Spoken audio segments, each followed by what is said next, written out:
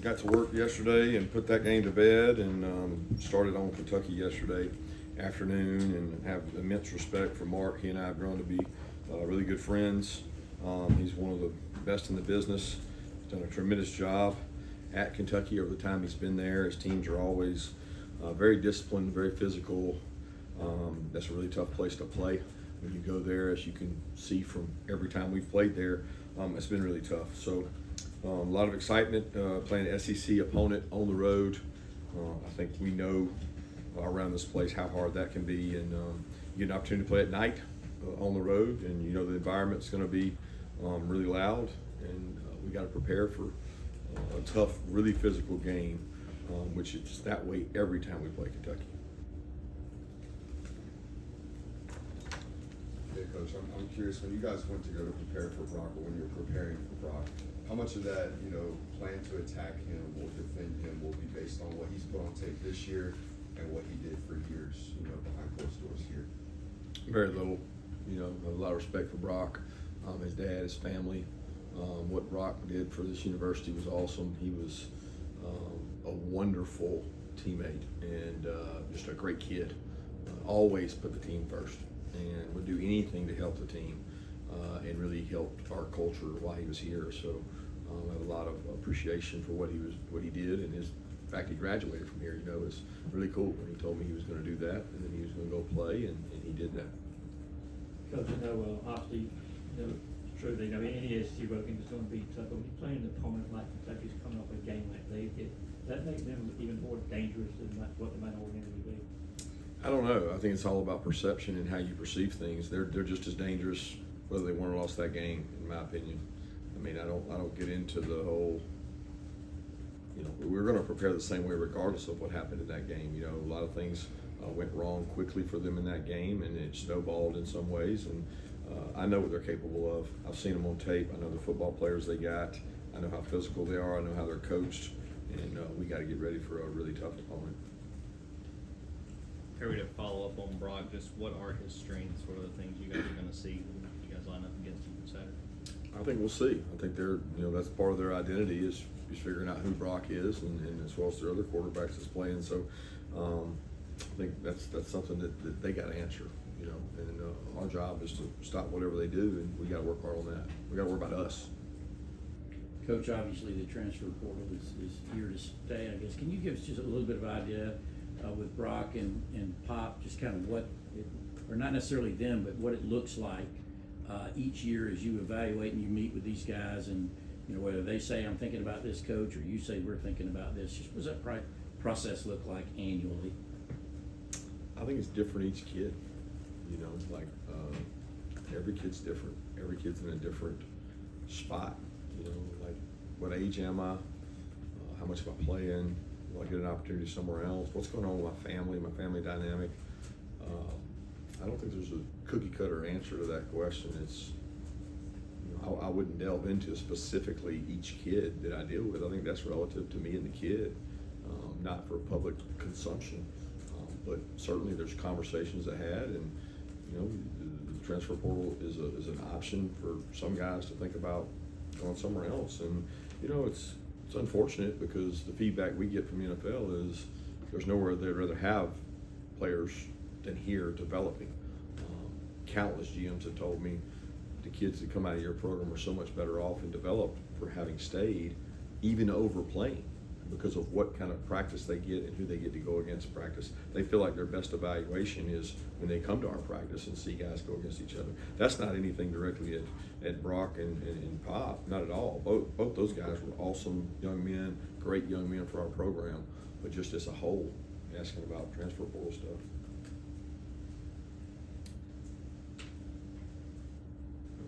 Coach, what is it that Kentucky does so well that makes it a challenge for you guys when you go up there each time? Physical. So you play defense, you have physical lines of scrimmage, you have huge people on the offensive and defensive line, and you're hard to move the ball on. So the environment they create is very good. They got great fans, they got a great stadium. They've reduced their stadium to have more premium seating, so they actually get less people in, but they're louder when they're there. They're passionate. They play really hard. They're well coached. That's what makes it tough. Give me your thoughts on Deion Walker for Kentucky. Yeah, extremely physical, versatile player, can play inside out. Seems like he's been there forever. He's a kid we recruited, highly recruited kid, tremendous athlete, just like a wrecking ball. I mean, he literally can wreck a play from any position. And I mean, they even dropped him last year. And so he's a tremendous athlete. Kirby, I know we're a few days out, but when do you start looking at the weather in terms of affecting the game plan?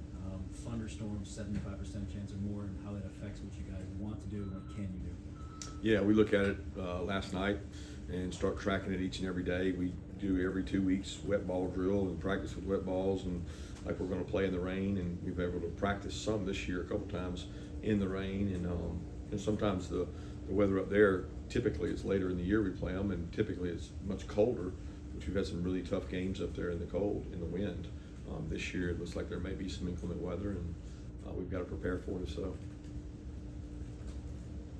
Yeah, Kirby, 2 questions. One, do you know any more about Oscar's ankle? 3 got dinged up on Saturday. And 2, with Lawson, just how far has he progressed this year? He's made a big play in the passing game each of the first 2 weeks. Oscar's good. Oscar's fine. Lawson is done really well.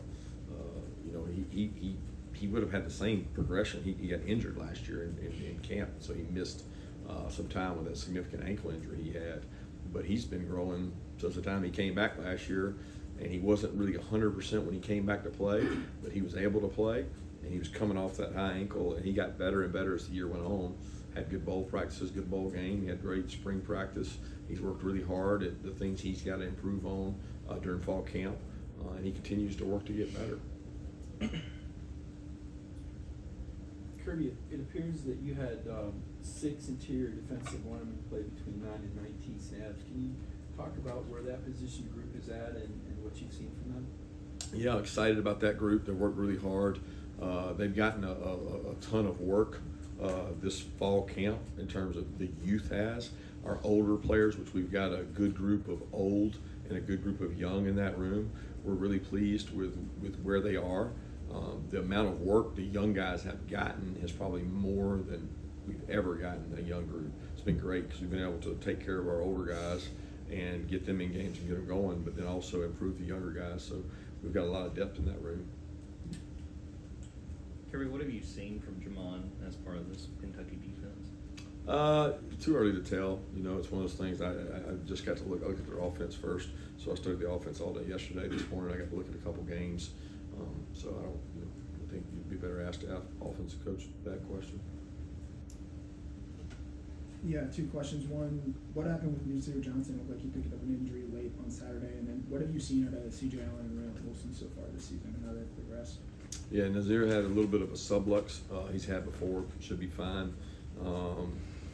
Raylan and C.J. Are both very intelligent, mature beyond their years. They're guys that we've talked about repeatedly. They've been thrown in the fire. They've had to get in the fire and do it at a young age, and they're both growing. I mean, most of the time you're playing your first real meaningful time at linebacker at Georgia has been in your second season. Both of them had to play in their first season due to injuries, and that seems to be happening more and more across the country. And these guys have prepared well. They're very intelligent, and they're very well coached. Speaking of Raylan and CJ, they both talked about watching the 2022 draft, and that helped them. You've got another year where you're able to play a lot of players on defense. How much was that 22 draft like a proof of concept that you were able to use, that you don't have to come here and play every down and rack up snaps to get those? Yeah, I don't know. We sell that. I mean, we sell the use of our personnel and the playing of our players. We sell it immensely. You know, people try to sell against it. I mean, with saying you don't have. I mean, but all you got to do is talk to one NFL person, and they'll tell you that they'd much rather have quality over quantity. They'd much rather judge you on the plays you play, and they'd much rather you be training at Georgia than anywhere else. So there's not a lot to argue in regard to that. I think the 22 draft was just an exceptional group of defensive players who were all at one time here, and yeah, we used that. It's a great sell, but regardless of if 22 happened, we would still have the same defensive philosophy. You need depth, you need players, you need a lot of guys who can play winning football, and if you can prove to us you can play winning football, you'll be on the field and you'll get an opportunity to put on tape what you can do. It's not about stats. They could care less about stats. Kirby, with an injury like Michael's, what are the things you need to see this week to be able to say, hey, he's good to go for the game? Well, he's got to be able to practice. He's got to be able to go out and compete and run, put pressure on it. And he's doing a great job of rehab. He did a great job this weekend of getting extra time in and see where he's at. Kirby, I know the objective every week is to win, but would you play one of the bye games or FCS or opponent? Are there other objectives that you look to meet? You talked about coaching at the bottom of the roster, and in that sense, was it mission accomplished against Tennessee Tech? I don't know if mission accomplished meaning playing guys. Probably yes. Mission accomplished in terms of how we played, maybe no. We got a chance to grow kids and go out and play, and that's probably an individual basis judgment. How did this guy play? How did that guy play? How did we play as a unit? How did we play as a unit on special teams when other guys got in? And a lot of these kids early in their careers, this is the opportunity they get to play in front of their family. This is the opportunity they get to play in front of their community or TV, and that's important to them. And they practice hard too. So I'm very thankful we got to get some guys in the game. Kirby, to get your thoughts through the first couple games on Xavier Truss and Chance Champions. Yeah, both kids extremely tough, physical. They carry our culture really well. I don't think you'll find two individuals who have had more contact at the University of Georgia than these two guys, especially Truss with the amount of time he's been here. And Chaz, he seeks contact, and they're both kind of what we want our program to represent in terms of toughness and discipline, and nowhere is that more needed than this week. And that's probably why they're in front of you guys, because they carry the water in terms of discipline and toughness. Can you update us on Warren Brinson's injury, and as it relates to Brock and quarterbacks and the transfer portal, is that a different situation given the fact that there's only one that you guys play most of the time? Carson's kind of an outlier in that regard in terms of weighting. I don't know how to answer that. I don't understand it. Well, first on Warren, he looks good. Hopefully be able to go today. We'll find out more. I don't honestly know until we get out there, but it seems to be good, and he did some stuff yesterday in the weight room. I don't understand the question on Brock. Well, Carson's, not many guys are waiting 3 years these days to get a chance to start. Do you understand when a guy like Brock is waited? Brock waited 3 years? Yeah, no, to move on because there's another year behind Carson this year. Right. I'm asking, is that a different deal than somebody that is a year or two in the system and just wants to play right now? I think everybody wants to play right now. Yeah. I mean, I haven't met a player that doesn't want to play. I don't understand what you're asking. If you're trying to say, was Brock's situation different than Carson's? No, I mean, just in general, with guys looking to transfer, early and often. Well, not everybody's looking to transfer early and often. They all want to play. They don't all want to transfer. I think that would be a generalization that's not there. You know what I mean? I say at the quarterback position, there comes a point in time when if you haven't played, you're running out of time to play. So I don't know what you want a kid to do. Wait out his whole career and not play. I mean, he did graduate. He became a better player. He certainly feels that he had a great experience at Georgia and 2 national championship rings. So I think that's a positive more than it is any kind of negative. Coach, what's your evaluation of Anthony Evans as a punt kick returner, and how's his progress that translated to the wide receiver position? Well, Anthony is, number one, tough. He's aggressive. He has a lot of confidence in his return skills, and he has a lot of confidence in his receiver skills. He has worked really hard at 2 positions in our offense, both the slot and the Z. With some receiver injuries through camp and just not a lot of depth, he worked at 2 positions. First of all, to play those 2 positions in our offense, you have to be extremely smart. And he's gone out there and done a great job of repping at Z and F. I'm really proud of what he's done there. He's had a bigger impact on the games as a returner, and he works really hard at that. He takes a lot of pride. I'm hard on him as a returner because I have a high standard of what that position in decision making should be. He's extremely aggressive, and I want him to keep being smart with the ball.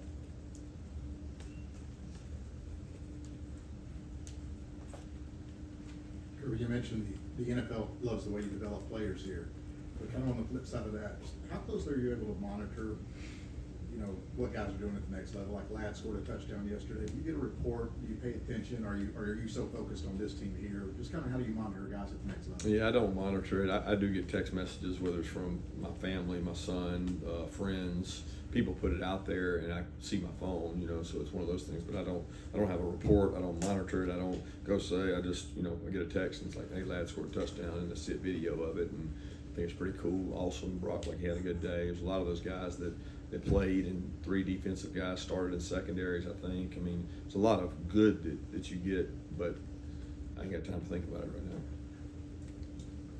Yeah, Coach, you mentioned doing the wet ball drills and things like that, preparing for rain. I'm curious what your thoughts are on the keys to being successful on offense, particularly when the rain starts, and, you know, maybe some things that immediately change with the game plan if there is some rain. I'd rather not even get into those. Yeah, how has Chaz Chambliss improved as a player over his time here? He's gotten much more intelligent in terms of football knowledge. So he can do recognition. He can tell you tendencies. He knows snap count cadences. He does tackle reports on what their weaknesses are, what their strengths are, what the backfield set is to run, pass.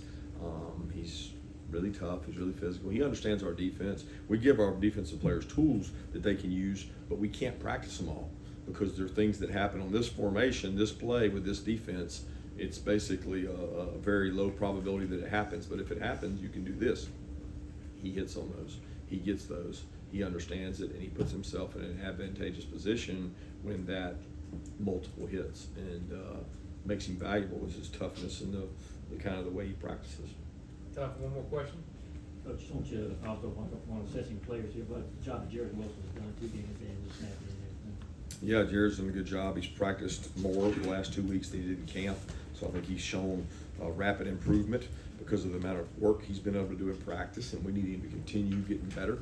We need Jared to be a leader, and the center has to make a lot of decisions on our offensive line. Thank you, Coach.